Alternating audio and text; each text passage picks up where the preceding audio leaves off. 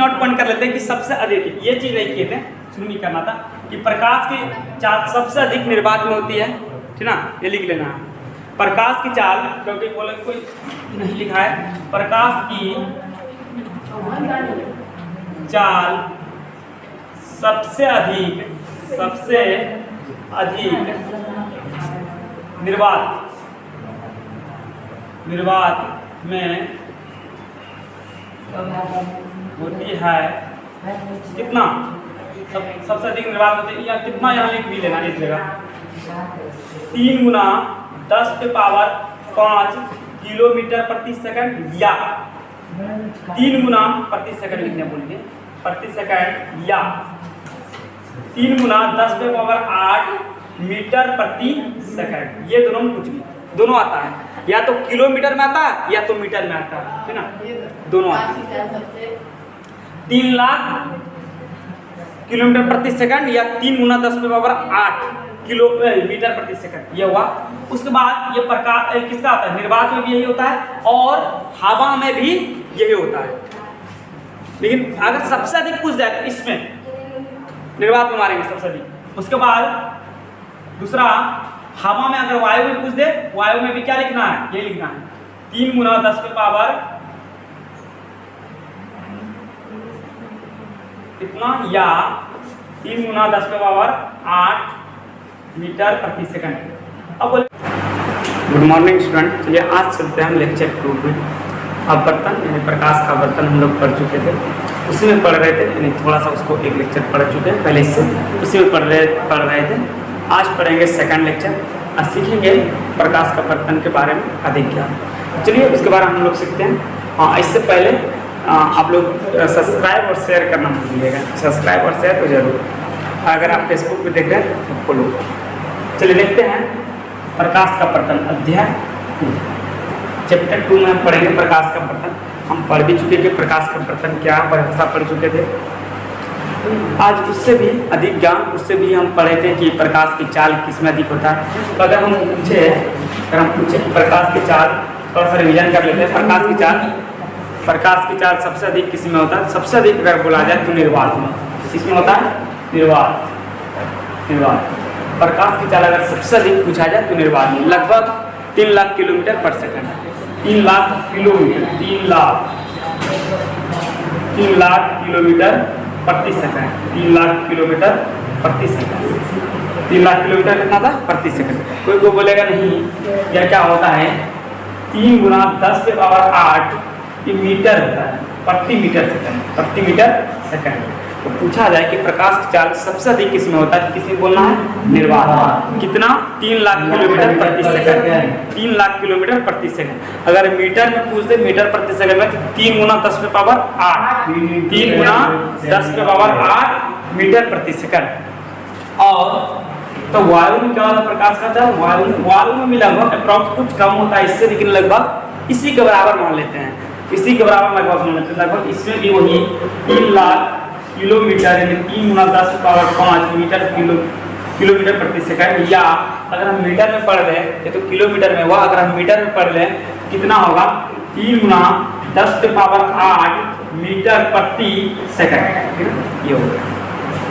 तब पूछेगा तो पूछ दिया कि सर अगर एग्जाम में ये आ गया कि निम्नलिखित में प्रकाश की चाल सबसे अधिक किसमें होता है, और वहाँ 4 ऑप्शन हमको देखने को मिल गया। पहला ऑप्शन क्या मिल गया हमको, वायु मिल गया देखने को, वायु। दूसरा ऑप्शन हमको क्या मिल गया, निर्वात मिल गया देखने को, निर्वात। तीसरा ऑप्शन हमको क्या मिल गया, कांच मिल गया देखने को, कांच। और चौथा ऑप्शन हमको क्या मिल गया, पानी मिल गया देखने को, जल। तो किसमें अधिक प्रकाश की चाल होगा, क्योंकि आप दोनों बताएं कि निर्वात में भी 3 गुना 10 के पावर 5 किलोमीटर प्रति सेकंड होता है, या 3 गुना 10 के पावर 8 मीटर प्रति सेकंड होता है। और आप वायु में भी बताएं 3 गुना 10 के पावर 8 मीटर प्रति सेकंड होता है, और किलोमीटर में 3 गुना 10 के पावर 5 किलोमीटर प्रति सेकंड होता है। तो इन दोनों में क्या मारेंगे, निर्वात में प्रकाश की चाल किसमें अधिक होता है, यहाँ मारना है निर्वात में। क्यों, क्योंकि निर्वात में वायु से कुछ अधिक होता है।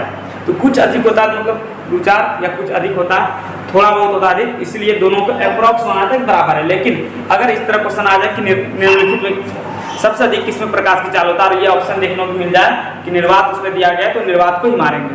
तो निर्वात में प्रकाश की चाल सबसे अधिक होता है।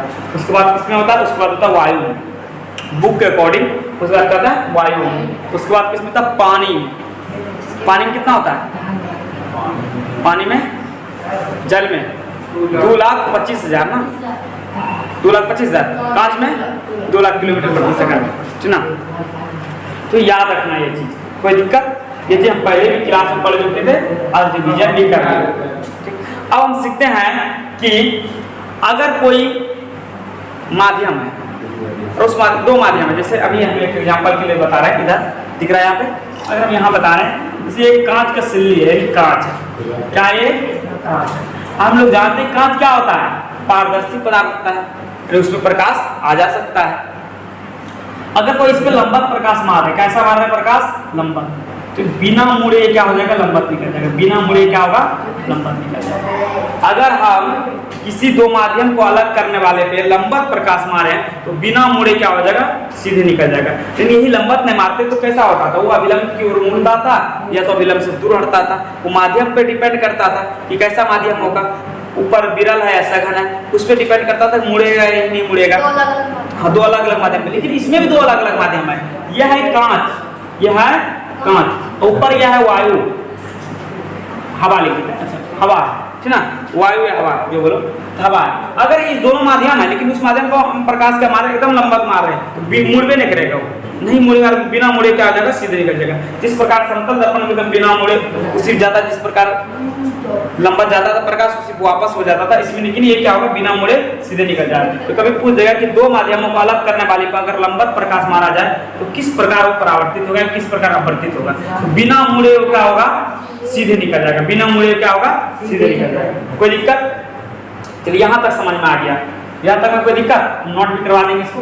आगे हम समझते हैं कि किसी भी माध्यम का अपवर्तनांक कैसे निकाल सकते हैं। जैसे पानी का अपवर्तनांक कितना होता है, 1.33, कितना है ना।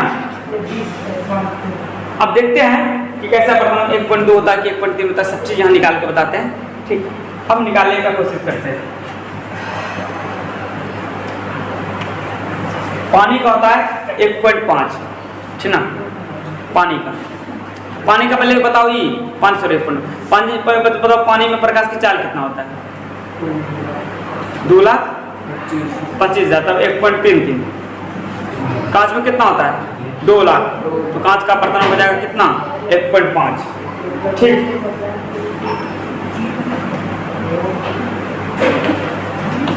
देखते हैं अगर किसी का अपवर्तनांक निकालना है,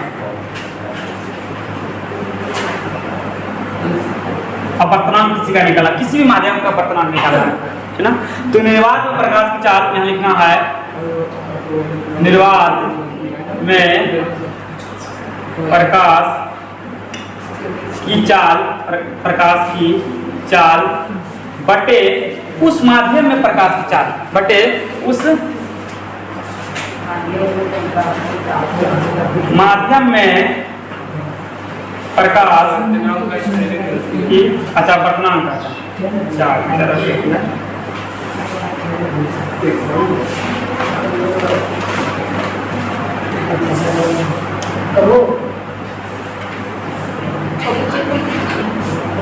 अब सही है, हाँ अच्छा वो गलती तो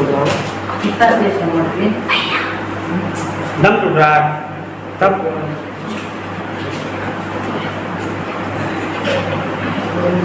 तो अगर किसी का भी अपवर्तनांक निकालना, क्या करना है, निर्वात में प्रकाश की चाल बटे उस माध्यम में प्रकाश की चाल।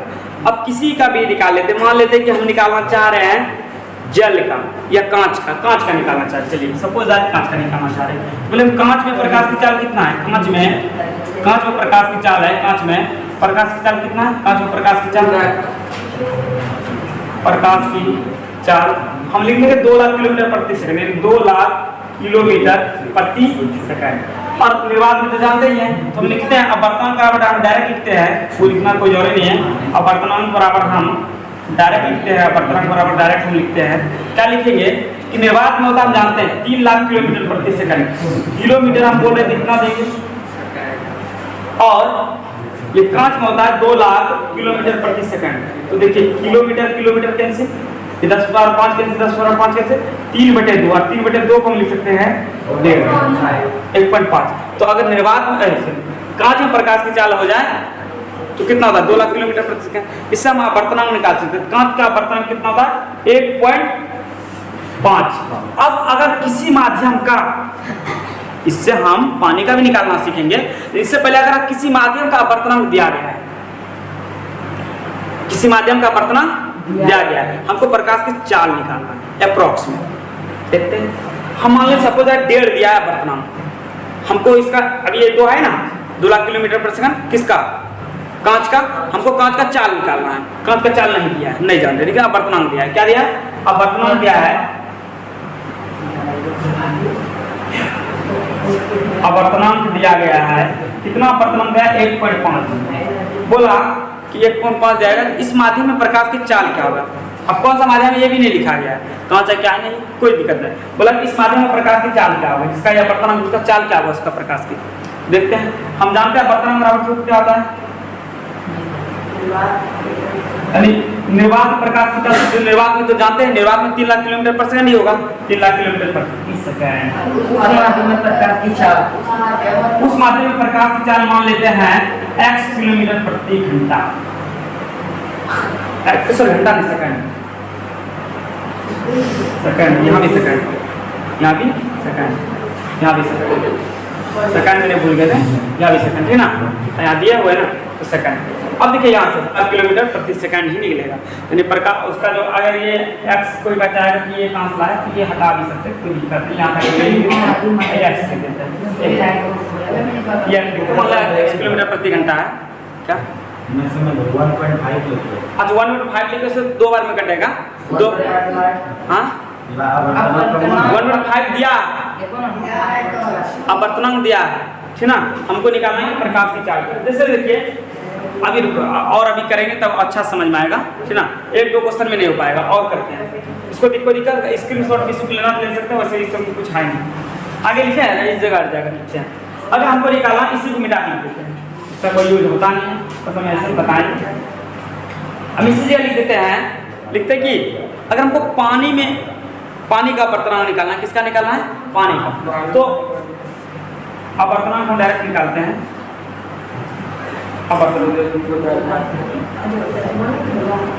तो निर्वात में प्रकाश की चाल 3 लाख किलोमीटर प्रति सेकंड। अच्छा ये हो गया, ये हो गया किसमें, निर्वात में, सही है ना, सेकंड ना। अच्छा हमको जल का निकाल, तो जल में कितना प्रकाश की चाल होता है, जल का निकालना कितना, 2,25,000, 2,25,000। तो इसको क्या दे सकते हैं, 2 × 10⁵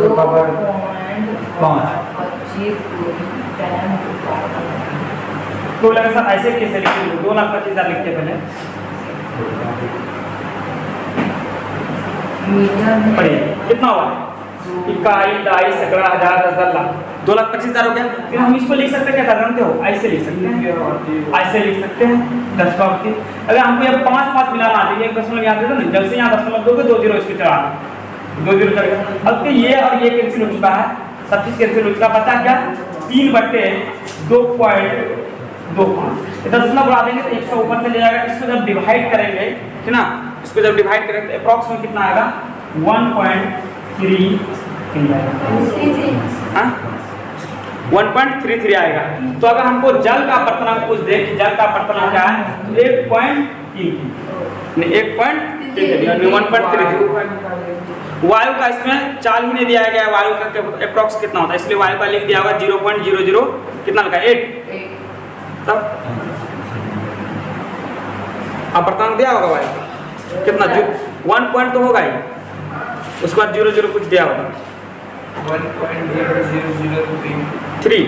अच्छा वही तो लगभग, हाँ 0 तो वो उसका थोड़ा सा, उसका जो प्रकाश का चाल है वायु का यहाँ दिया नहीं है ना, तो कैसे निकाल सकते हैं, उसका निकाल सकते हैं ना, उसका चाल, हाँ उसका चाल निकाल सकते हैं उल्टा करके, मतलब उस मेथड से, इस मेथड से किए थे। तो वही बोले ना कि वायु का जो होता है थोड़ा सा वो स्विच होता है और निर्वात और वायु में, थोड़ा सा क्या होता है उच्च नीच होता है, इधर कम इधर बेस, लेकिन वो भी दे देना चाहिए तो सटीक और भी मजा आता है पढ़ने में, ठीक ना। यहाँ बुक में दिया गया ही क्या है, ठीक ना, गूगल पे मिल भी सकता है। अगर सबसे अधिक प्रकाश की चाल पूछा जाए तो किस में बोलोगे? निर्वात सबसे अधिक। अगर सबसे अधिक अपवर्तनांक पूछा जाए किसका किसका बोलोगे? हीरा का। कितना? 2.4। हाँ 2.4, 2.42 ये सबसे अधिक है अपवर्तनांक किसका? हीरा का। हीरा का अपवर्तनांक कितना है? सबसे अधिक। अच्छा, हीरा का अपवर्तनांक सबसे अधिक है, चलो मान लेते हैं। हीरा का अपवर्तनांक क्या है? यानी घन अपवर्तनांक अधिक है, तो इसमें प्रकाश की चाल क्या होगा? सबसे कम। हाँ, जिसमें अपवर्तनांक अधिक हुआ उसमें प्रकाश की चाल कम होगा। सपोज दैट दो एग्जांपल लेते हैं, एक लेते हैं जल का अपवर्तनांक और एक लेते हैं कांच का अपवर्तनांक। जल का अपवर्तनांक कितना? जल का अपवर्तनांक जल का 1. कांच का अपवर्तनांक कितना? 1.5। अच्छा, इसका कितना होगा? 2,25,000 किलोमीटर प्रति सेकंड। किसका? पानी का यानी जल का। और कांच का कितना आता है? 2 लाख किलोमीटर प्रति सेकंड। यानी अधिक कौन है? अधिक किसका है? जल का। कम किसका है? जल और पानी क्या होता है? कांच का। तो देखो इसका देखो अपवर्तनांक अगर इसका अधिक है, इसका अपवर्तनांक अधिक है तो चाल क्या है? कम है। 2 लाख किलोमीटर कम, 2 लाख किलोमीटर प्रति सेकंड है। इसका अपवर्तनांक अगर कम है, इसके मुकाबला कम है, इसका क्या है? प्रकाश की चाल अधिक है। 2,25,000 किलोमीटर, इससे 25,000 किलोमीटर एक्स्ट्रा है, ठीक ना। इसका मतलब है कि जिसका अपवर्तनांक जितना अधिक होगा उसमें प्रकाश की चाल उतना कम होगा, ठीक ना। लेकिन ये बात पूरे तरह से सत्य नहीं है, ये बात पूरे तरह से सत्य नहीं है। इसके पीछे में थोड़ा सा उसके जो एक सारणी बनाया होगा अपवर्तनांक उसके बगल में दिया गया है कि पूरे तरह से किसी किसी का अपवर्तनांक ज़्यादा होता है लेकिन उसमें प्रकाश की चाल कम होता है। जस्ट पेज नंबर उसके बाद वाला पेज में दिया है, ठीक ना, वहाँ पे देख सकते हैं। तो हम लोग अच्छे तरह से अपवर्तनांक सीख लिए। तो सबसे अधिक अपवर्तनांक को जाए इसी को बोलना आता है क्वेश्चन कि सबसे अधिक अपवर्तनांक किसका होता है? तो हीरा का। सबसे कठोर पदार्थ भी कहा जाता है, ठीक ना। तो सबसे अधिक अगर अपवर्तनांक पूछा जाए मारेंगे हीरा। कितना? 2.4। अब आगे समझते हैं हम लोग, इसका आगे समझते हैं हम लोग कि पार्श्विक विस्थापन किसको बोलते हैं। क्या समझते हैं? पार्श्विक विस्थापन। क्या समझेंगे? पार्श्विक विस्थापन। बड़ा इजी है पार्श्विक विस्थापन। इसको मिटा दें, इसको मिटा देते जब लिखाएंगे तो देखा जाएगा। अब समझाते हैं पार्श्विक विस्थापन किसको बोला जाता है। अब समझते हैं पार्श्विक विस्थापन कि पार्श्विक विस्थापन होता क्या है, पार्श्विक विस्थापन का परिभाषा क्या है। तो पार्श्विक विस्थापन अगर समझना है तो समझते हैं आपतित किरण। जैसे मान लीजिए कांच का प्लेट है, ये वायु है, ये कांच है। तो हम जानते हैं जबकि किरण अगर कोई किरण अगर हम जानते हैं ये मान लीजिए कांच है, ये कांच है, ऊपर में वायु है। अगर यहाँ पे पड़ा प्रकाश, जब हम प्रकाश का आप बर्तन पढ़े थे उसका परिभाषा तो हम यहाँ देखे थे, ये मान लीजिए अभिलंब है, ये अभिलंब है, ये अभिलंब है। अगर प्रकाश की किरण को जाना चाहिए इधर, इधर जाना चाहिए, लेकिन ये जाए किधर? इधर मिल जाएगा। क्यों? क्योंकि ये विरल है, क्योंकि वो हम बोलते हैं ऊपर वायु है, ये हवा है। ये क्या है? हवा या वायु, वायु। और ये क्या है? कांच है, मतलब कांच है। ये मतलब ये है विरल, ये है सघन। जब हम बोले थे पहले कि अगर विरल से सघन की ओर जाएगा, यानी विरल से सघन में जाएगा प्रकाश तो अभिलंब की ओर मुड़ जाएगा, और अगर सघन से विरल में जाएगा तो अभिलंब से दूर हट जाएगा। ये तो कंडीशन बताएगा। तो यहाँ क्या होगा? वही चीज हो रहा है। यहाँ ये विरल से जा रहा है सघन में, क्या हुआ? अभिलंब अगर यहाँ डाल भी दे तो अभिलंब की ओर ये मुड़ा हुआ, और फिर ये जा रहा है, इसको जाना चाहिए इधर, लेकिन इधर निकालना चाहिए इस तरफ में, ये मुड़ जाएगा यहाँ से। क्यों? क्योंकि ये फिर ये सघन है, सघन से कहाँ जा रहा है? विरल में। तो क्या हो जाएगा? मुड़ जाएगा।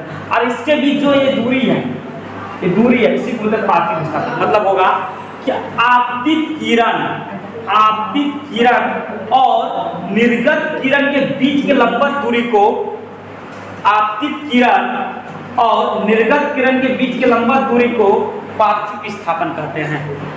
हो गया परिभाषा? क्या बोले कि आपतित किरण, या आपतित किरण है, ये कौन सा किरण है? निर्गत किरण है। या आपतित किरण का आगे बढ़ा है, आपतित किरण है, ये निर्गत किरण ये निकला है। तो आपतित किरण और निर्गत किरण के लंबवत दूरी को, लंबवत दूरी मतलब ये लंबा ये है ना, ये वाला ऐसा वाला नहीं, लाइन के नंबर ऐसा ऐसा वाला क्या हुआ? आपतित किरण और निर्गत किरण की लंबवत दूरी को पार्श्विक विस्थापन कहते हैं। याद हो गया?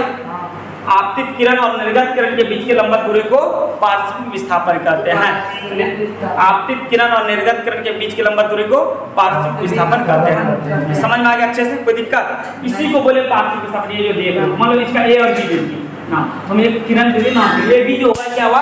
पार्श्विक विस्थापन हुआ। ये भी क्या हुआ?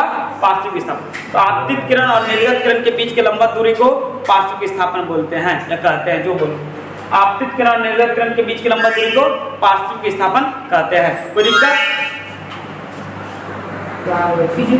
तो पहला नंबर लिखना है, क्या लिखना है हम बताते हैं। पहला नंबर ये चीज कि जब हम पहले समझाते हैं, विरल से प्रकाश की किरण विरल से अगर सघन में जाती है तो अभिलंब की ओर मुड़ जाती है। पहला लिखो, पहला लिखना है, पहला लिखना है प्रकाश की किरण, प्रकाश की किरण, प्रकाश की किरण, प्रकाश की किरण, प्रकाश की किरण, प्रकाश की किरण विरल माध्यम से, विरल माध्यम से सघन माध्यम में, सघन माध्यम में प्रकाश की किरण विरल माध्यम से सघन माध्यम में जाने पर अभिलंब की ओर, अभिलंब की ओर, अभिलंब, अभिलंब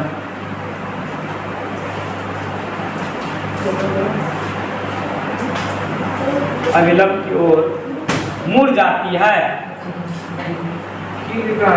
मुड़ जाती है।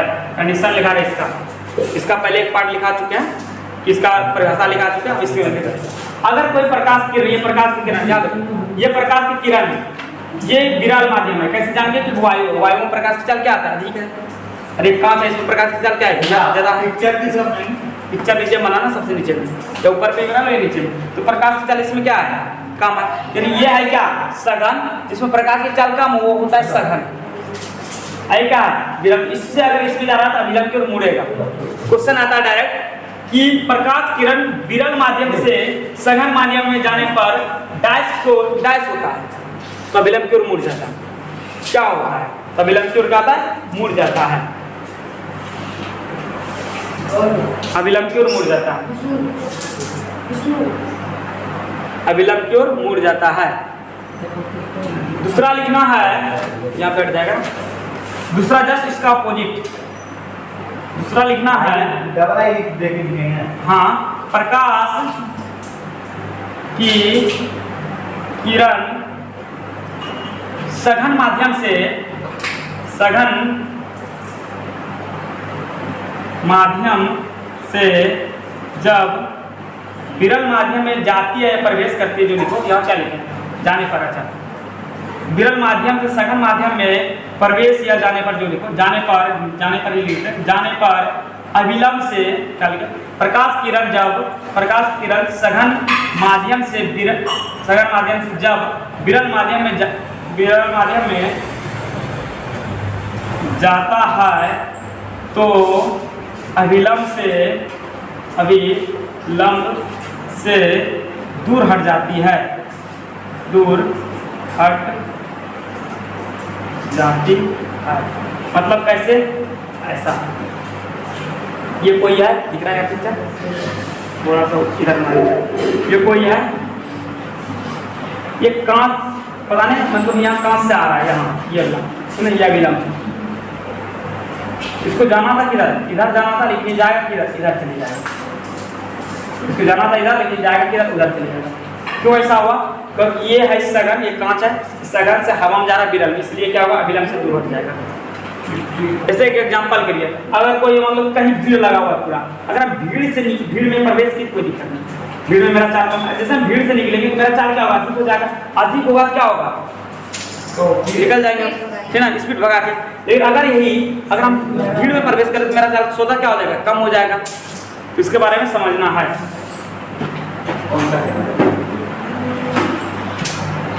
ये चीज लिखना है, आगे क्या है कि कोई ये कांच का सिल्ली है, इस पे ये सघन है, ये कांच है, और आगे में यहाँ क्या है, वायु है। अगर इस माध्यम में इस सतह पे कोई प्रकाश किरण एकदम लंबवत पड़ेगा, एकदम 90 डिग्री पे, बिना मुड़े, यानी बिना अपवर्तन का, बिना मुड़े मतलब क्या होगा, बिना अपवर्तन का, अगर इस पे सीधा लंबवत पड़ रहा है बिना अपवर्तन का, क्या होगा, सीधे निकल जाएगा। वही चीज लिखे है, जब कोई प्रकाश किरण दो माध्यमों को अलग करने वाली सतह पर, ये सतह है, सतह पर लंबवत मतलब एकदम 90 डिग्री पड़ा है, लंबवत पड़ती है, तो वह बिना मुड़े, ठीक ना, सीधी निकल जाती है। बिना मुड़े अर्थात बिना अपवर्तन का, ये भी लिख सकते हैं इस जगह, बिना मुड़े अर्थात बिना अपवर्तन का सीधे निकल जाती है। जस्ट एक चीज होता है, मतलब इसमें मुड़ेगा ही नहीं, कुछ नहीं होगा, अपवर्तन होगा ही नहीं। अगर लंबवत उसमें 90 डिग्री पड़ रहा है प्रकाश किरण किसी समतल सतह पर, दो माध्यमों को अलग करने वाली सतह पर लंबवत पड़ रहा है, तो बिना मुड़े क्या हो जाएगा, वो बिना मुड़े वो सीधे निकल जाएगी, मुड़े नहीं करेगा, यानी अपवर्तन होगा ही नहीं।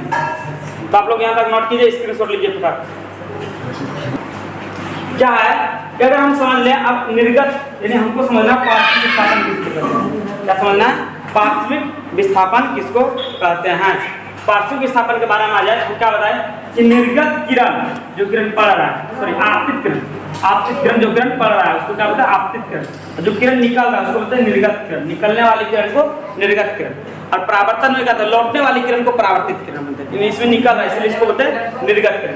तो आपतित किरण और निर्गत किरण के बीच के लंबवत दूरी को पार्श्विक विस्थापन कहते हैं। वही चीज लिखे है, आपतित किरण और निर्गत किरण के बीच की लंबवत दूरी को पार्श्विक विस्थापन कहते हैं। ये चीज शॉर्ट में हो गया, नोट में लिखेंगे। हाँ नोट में लिख लो, एकदम नोट में याद करना। चौथा नंबर, हाँ क्वेश्चन आ जाइए कि पार्श्विक विस्थापन किसको कहते हैं, तो डायरेक्ट लिखना पड़ेगा ये चीज। परिभाषा आ जाए कि पार्श्विक विस्थापन से आप क्या समझते हैं, या पार्श्विक विस्थापन आप किसको कहते हैं, ये लिखने के बाद ये चित्र बनाना जरूरी है। तो इसके बाद हम ये लिखने के बाद ये चित्र, क्योंकि चित्र लिखना जरूरी है, क्योंकि चित्र के बारे में लिखोगे सॉलिड 2 नंबर में 2 नंबर देगा, क्योंकि 2 नंबर आता ही है, चित्र लिखोगे 2 नंबर में 2 नंबर मिल जाएगा। ठीक, तो ये लिखना है ये चीज कि आपतित किरण और निर्गत किरण के बीच की लंबवत दूरी को पार्श्विक विस्थापन कहते हैं। तो आप लोग भी नोट कीजिए, समझ में तो पहले समझा ही दिए हम कि आपतित किरण और निर्गत किरण के बीच के लंबवत दूरी को पार्श्विक विस्थापन कहते हैं। क्वेश्चन डायरेक्ट रखा है, हर एक चीज हाई भी समझना है जी।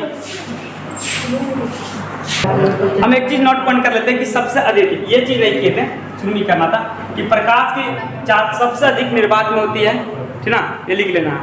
प्रकाश की चाल, क्योंकि बोले कोई नहीं लिखा है, प्रकाश की चाल सबसे अधिक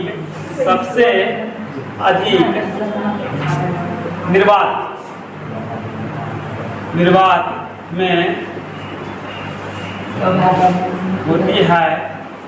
कितना सबसे अधिक निर्वात होती है, या कितना यहाँ लिख भी लेना इस जगह, 3 गुना 10 के पावर 5 किलोमीटर प्रति सेकंड, या 3 गुना प्रति सेकंड लिखने बोलिए, प्रति सेकंड, या 3 गुना 10 के पावर 8 मीटर प्रति सेकंड। ये दोनों कुछ भी दोनों आता है, या तो किलोमीटर में आता है या तो मीटर में आता है, ठीक ना, दोनों आता है। 3 लाख किलोमीटर प्रति सेकंड या 3 गुना 10 के पावर 8 किलोमीटर प्रति सेकंड, ये हुआ। उसके बाद ये प्रकाश किसका आता है, निर्वात में भी यही होता है और हवा में भी यही होता है। लेकिन अगर सबसे अधिक पूछ जाए तो इसमें निर्वात में मारेंगे सबसे अधिक।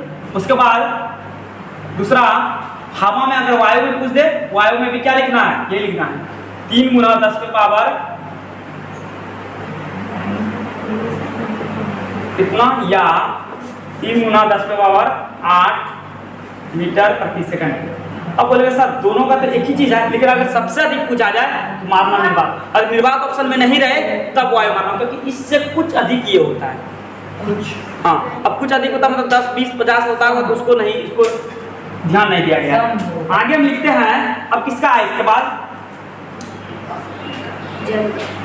जल यानी पानी का, पानी इसका कितना है, 2,25,000 ना, 2,25,000 किलोमीटर प्रति घंटा, किलोमीटर प्रति घंटा, 2,25,000 किलोमीटर प्रति घंटा। हाँ मीटर सेकंड प्रति घंटा बोल रहे गलती से, मीटर सेकंड 2 लाख किलोमीटर प्रति, हाँ क्या किलोमीटर प्रति सेकंड 2,25,000 किलोमीटर प्रति सेकंड। अगर इसको हम क्या किस मीटर में करना चाहें तो 3 जीरो बढ़ा दो। अगर मीटर में करना चाह रहे हैं तो इसको हम लिख सकते हैं 3 जीरो और बढ़ा देते हैं, 3 जीरो है पहले से, और मीटर में करने के लिए 3 जीरो और कर देते हैं, कितना मीटर प्रति सेकंड। अगर इसको हम लिखना चाहें तो इस फॉर्म में लिखना चाहें कितना होगा 1 2 3 4 5 6 6 2 8 10 पर 8 मीटर प्रति सेकंड। ये हो गया, ये हुआ, ये भी हुआ, ये भी हुआ। तो हम इसको ऐसा कर दिए, कितना हो गया 2 लाख, यहाँ क्या होगा 2.25 गुना 10 पर 8 मीटर प्रति सेकंड। अगर हमको पूछ दिया जाए कि कांच में कितना होता है 2 लाख किलोमीटर प्रति सेकंड, 2 गुना 10 पर 5 किलोमीटर प्रति सेकंड। अगर इसको मीटर में पूछा जाए तो 2 गुना 10 पर 8 मीटर प्रति सेकंड। अब 2 गुना 8 कैसे होगा, तो देखो किलोमीटर को अगर मीटर में बदलना है तो 1000 से गुना करना पड़ता है, क्योंकि 1 किलोमीटर बराबर 1000 मीटर, इसलिए हम 3 जीरो डायरेक्ट बढ़ा दिए। ठीक, तो ये तीनों चीज पूछता है इसमें, ये तीनों से कुछ ना कुछ क्वेश्चन एक ऑब्जेक्टिव देखने को मिलता ही है। क्लास में थोड़ा ठीक से बैठो, ऐसे करने लगा है, बैठ रहा है, क्लास बैठो। हाँ दिखता है पूरी लाइट नहीं है, लगता है झारे के पीछे ना आता है, ऐसा छिपा लगता है कि अब दबोचेगा वही वाला ऐसे छिप के निर्वात जहाँ कुछ नहीं है, ना हवा है ना कुछ है, ये ना है, उसको बोलते हैं निर्वात। चांद पे सबसे ऊपर चांद पे क्या है, चांद पे हवा नहीं है, कुछ नहीं है, निर्वात है, धरती पर तमाम जीवन है, जीवन है। हवा अगर ऑक्सीजन वहाँ उपलब्ध हो जाए तब जीवन संभव, जीवन तो संभव है ही है वहाँ। ऑक्सीजन किसी तरह वैज्ञानिक लगा हुआ है ना कि ऑक्सीजन वहाँ जुटाने में, वहाँ हवा जुटाने में, यानी ऑक्सीजन को जुटाने में, हवा के पेड़ पौधा लग जाएगा तो हो गया, हवा जुट गया अपने। तो जुटाने में लगा हुआ है, मिट्टी दूसरा प्रकार का है। चलिए यहाँ तक कोई दिक्कत, वहाँ का मिट्टी में ऐसा कुछ छेद टाइप का रहता है ना, हम लोग क्या बोल सकते हैं उसको, कुछ ऐसा मिट्टी रहता है जैसे उसमें थोड़ा छेद टाइप का रहता है, मधुमक्खी की छत्ता है, ऐसा बोल सकते हैं। हाँ बहुत है, थोड़ा सा रहता है। चलो इतना लिख लिए, ये होता है, कोई दिक्कत। अब पढ़ते हैं हम अपवर्तन के 2 नियम, अपवर्तन के नियम। इसका क्या नियम होता है, 2 नियम होता है, 2 नियम होता है अपवर्तन का। पहला क्या है कि आपतित किरण आपतन बिंदु पर अभिलंब, डाला गया अभिलंब या अभिलंब, और अपवर्तित किरण तीनों एक ही समतल में होते हैं, तीनों एक ही समतल में होते हैं। पिक्चर यहाँ पे बना देते हैं इस जगह, ठीक, यहाँ पे पिक्चर बना रहे हैं, ऐसा हम समझ लें ये कांच है, कांच की सिल्ली है, ये कौन सा माध्यम, ये वायु है ऊपर में, ये हो गया नीचे वाला सघन माध्यम, इस पर हम अभिलंब डाल देते हैं, इसको निकलना चाहिए इधर, लेकिन जब ये विरल है, विरल क्योंकि वायु हम बोल दिए तो मतलब विरल हो गया, किसके अपेक्षा, कांच की अपेक्षा क्या हो गया, विरल हो गया। तो ये सघन है, ये क्या है, सघन है, तो ये क्या होगा, अभिलंब की ओर मुड़ जाएगा, अभिलंब की ओर मुड़ जाएगा, अभिलंब की ओर मुड़ जाएगा, ऐसा है ना। ये जो तो आइए हुआ आपतित किरण, ये क्या हुआ आपतित किरण, ये क्या हुआ अपवर्तित किरण, इसको क्या बोलेंगे, अपवर्तित किरण। तो आपतित किरण और अपवर्तित किरण क्या, आपतित किरण आपतन बिंदु मतलब ये हुआ, आपतन बिंदु पर अभिलंब या आपतन बिंदु पर अभिलंब डाले गए हैं, और अपवर्तित किरण मतलब ये तीनों एक ही तल में होते हैं, तीनों क्या हुआ, एक ही तल में होते हैं, एक ही तल में होते हैं, तीनों एक ही तल में होते हैं। चलिए हो गया है 2 माध्यम, किन्हीं 2 माध्यमों, कोई भी माध्यम हो, पानी हो, कांच हो, हवा हो, कांच हो, पानी हो, मतलब उल्टा पुल्टा किसी भी तरह कर सकते हो, उससे कोई दिक्कत नहीं है। किन्हीं 2 माध्यम और प्रकाश के किसी वर्ण विशेष, कोई भी रंग ले वर्ण विशेष करके जब हम प्रिज्म पढ़ाएंगे, जब प्रिज्म से हम प्रकाश निकाल के दिखाएंगे कि जब हम प्रिज्म पढ़ाएंगे तो इसमें बताएंगे कैसे 7 प्रकाश निकलता है। जब ये प्रिज्म बनाए, जब हम प्रिज्म पढ़ाएंगे तो इसमें बताएंगे कि एक श्वेत प्रकाश जाता है, 7 प्रकाश निकल जाता है, कैसे इसमें बताएंगे। हाँ प्रिज्म, ये प्रिज्म अच्छा से हम दिखा के बताएंगे, अभी शॉर्ट कट है, ठीक ना, अच्छा से हम बताएंगे। प्रिज्म मेरे पास है भी, वो हम दिखाएंगे बना के। जब ये 2 माध्यमों पर क्या बोला, किन्हीं 2 माध्यमों और प्रकाश के किन्हीं वर्ण विशेष के लिए आपतन कोण कीजिए, यानी आपतन कोण मतलब ये हो गया इसका कोण का एंगल, और अपवर्तन कोण की जिया का अनुपात एक नियतांक होता है। यानी हो गया, इसको बोलते हैं आई और इसको बोलते हैं आर। मतलब ये साइन आई, इसके लिए क्या लगाते हैं साइन आई, साइन आई, इसके लिए हम लगाते हैं साइन आर, इसके लगाते हैं साइन आर। ये जो कट के होगा एक नियतांक होगा। नियतांक मतलब हुआ ये अप्रोक्सीमेशन 2/4, 2/4 लिख दिए, अब कहीं 4 बटे 8 लिख दिए, इसको कटाओ 1/2, इसको कटाओ 1/2, ये क्या हुआ एक नियतांक हुआ, एक ही जैसा कट के निकल रहा है, सब चीज एक ही समान निकल रहा है। वो होता है कि ये क्या बोले हम एक नियतांक होता है, अर्थात साइन आई बटे साइन आर बराबर एक नियतांक। दूसरा नियम यही है, साइन आई बटे साइन आर बराबर एक नियतांक। इतना छोटा को इतना बड़ा लिखा है कि किन्हीं दो माध्यम और प्रकाश के किसी वर्ग विशेष के लिए आपतन कोण की जिया यानी ये और अपवर्तन कोण की जिया यानी ये दोनों का जो अनुपात होगा एक नियतांक होगा, वो बदलेगा नहीं। और इसी द्वितीय नियम को स्नेल का नियम कहा जाता है। इसी द्वितीय नियम को क्या कहता है, इसी को क्या कहता है स्नेल का नियम। क्या कहता है स्नेल का नियम। अगर स्नेल का नियम अगर पूछ दे कि स्नेल का नियम क्या है, तो ये चीज लिखना पड़ेगा, क्या ये चीज लिखना पड़ेगा। हाँ वो तो दूसरा नंबर। हाँ दूसरा नंबर यही स्नेल का नियम। तो प्रकाश के अपवर्तन के द्वितीय नियम को स्नेल का नियम कहा जाता है। प्रकाश के अपवर्तन के द्वितीय नियम को स्नेल का नियम कहा जाता है। अर्थात साइन आई बटे साइन आर बराबर एक नियतांक, ये क्या है द्वितीय नियम है। और द्वितीय नियम को क्या कहा जाता है स्नेल का नियम। तो हम क्या बोले प्रकाश के अपवर्तन के द्वितीय नियम को क्या कहा जाता है स्नेल का नियम कहा जाता है। तो स्नेल का नियम याद हो गया। तो पहले देखो, सबसे पहले हमको करना प्रकाश के अपवर्तन के दो नियम याद। तो दो नियम, एक ये कर लिए एक ये कर लिए, 2-4 बार पढ़ेंगे अप्रॉक्स समझ में आ जाएगा लगभग। कैसे देखो, क्योंकि हम प्रकाश का जब प्रकाश का परावर्तन पढ़े थे तो उसमें भी दो नियम था और वो एकदम इजी से याद हो जाता। पहला नियम तो ये था, मिलता जुलता नियम था, पहला नियम ये मिलता जुलता था। दूसरा नियम थोड़ा इसमें बदला है, क्योंकि पहला नियम जो प्रकाश के परावर्तन में था वो अपवर्तन में भी पहला नियम जस्ट उसी तरह है, कुछ मिलता जुलता है। हाँ इसमें क्या होगा ये किन्हीं मतलब ये याद कर लेना, अच्छे समझ लेना पहले, फिर याद कर लेना। इसी द्वितीय नियम को स्नेल का नियम कहा जाता है। इसी द्वितीय नियम को स्नेल का नियम कहा जाता है। तो प्रकाश के अपवर्तन के द्वितीय नियम को स्नेल का नियम कहा जाता है। ये नोट हो गया, ठीक ना, लिख लेना नीचे में कि प्रकाश के अपवर्तन के द्वितीय नियम को स्नेल का नियम कहा जाता है। अर्थात साइन आई बटे साइन आर बराबर एक नियतांक, इसी को स्नेल का नियम कहा जाता है। ये भी लिख सकते हैं, ठीक, कोई दिक्कत या इतना भी लिख दे शॉर्ट भी चलेगा। प्रकाश के अपवर्तन के द्वितीय नियम को स्नेल का नियम कहा जाता है, कोई दिक्कत। चलिए आज इतना ही रखने देते हैं, मिलते हैं नेक्स्ट लेक्चर में इससे भी बढ़िया क्लास लेके और अच्छे ढंग से समझाने का कोशिश करेंगे। मेरा प्रयास रहता है कि स्टूडेंट अच्छे से अच्छे ढंग से समझ सके। चलिए अगर आप लोग को वीडियो लग रहा अच्छे तो लाइक एंड सब्सक्राइब जरूर। चलिए मिलते हैं नेक्स्ट।